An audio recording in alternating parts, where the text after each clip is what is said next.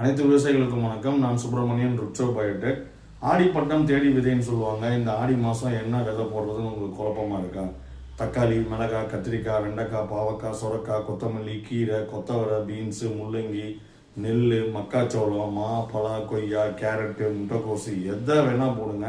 ஆனால் அத்தை கூட அடியுரமாக நீங்கள் இந்த அல்மைட்டியை போடுங்க.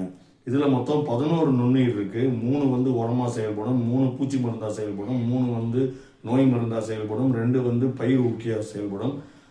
நீங்கள் அடி உரத்தோடய இதை கலந்து கொடுத்துட்டீங்கன்னா ஆரம்பத்துலேருந்தே உங்களுக்கு நல்ல லாபகரமாக உங்களுக்கு வரும். லாபத்தை அதிகரிக்கணும்னா என்ன பண்ணணும்? செலவை குறைக்கணும், மகசூலை பெருக்கணும். அதை பண்ணுறதுக்கு அல்மைட்டியை யூஸ் பண்ணுங்கள். ஆடினா இனிமேல் தள்ளுபடி கிடையாது. திருப்பி சொல்கிறேன், ஆடினா இனிமேல் தள்ளுபடி கிடையாது. ஆடினா அல்மைட்டி. Thank you.